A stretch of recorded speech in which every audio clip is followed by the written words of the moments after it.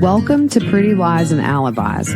Let's seek the truth and travel the long road to justice together. What you know, Alibiers, welcome to a very brief episode of Pretty Lies and Alibis. I'm Gigi. Good to see you. It's Tuesday, December 3rd. And I tell you, yesterday and today, we wrapped up 3 cases we've been following with sentencing.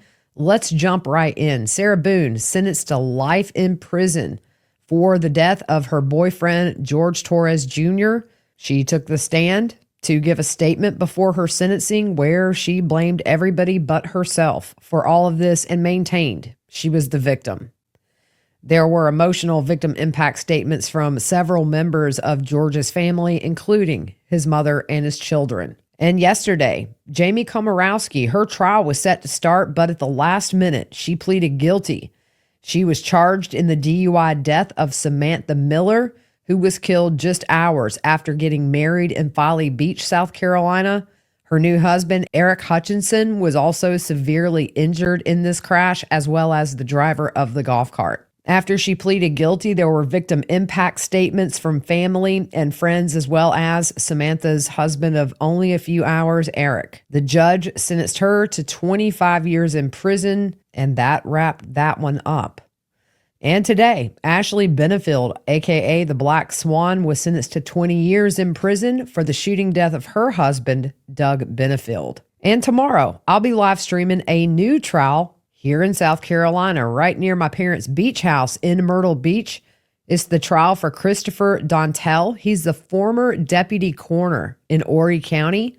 He's accused of killing Gregory Rice. Christopher was having an affair with Megan Jackson, who is the mother of Gregory Rice's 4 children. Megan is also awaiting trial for her role in the murder. The 2 of them were arrested in November of 2020. They met through work. Megan worked at a company that delivered bodies to funeral homes and coroner's offices. Investigators say Gregory was killed at the Myrtle Beach funeral home. As far as Christopher, when he was having the affair with Megan, he was married with 2 kids at that time. Megan was scheduled to go on trial last September, but it was delayed and there has been no date set as of now. She was out on $150,000 bond and placed on house arrest, but she violated the terms of her house arrest, including being in locations she wasn't authorized to be in and having contact with Christopher. He also had been released on bond, his bond revoked as well for similar allegations. But while Megan was out on bond, she did give birth to Christopher's child. We don't know a whole lot about this case, but we do know this. Gregory was last heard from on October 2nd. On October 3rd, Christopher was seen on surveillance at Lowe's buying items that were found on Gregory's body, including a tarp, ratchet straps, at least 1 cinder block to weigh the tarp down, and zip ties. Gregory was reported missing on October the 5th of 2020, and his body was found November 8th along the PD River in Conway, South Carolina, near a boat landing. A fisherman saw a tarp, and inside was Gregory's body. The medical examiner determined he died from 5 gunshot wounds. Investigators say cell phone records, license plate readers, and witness interviews led them to arrest Christopher and Megan.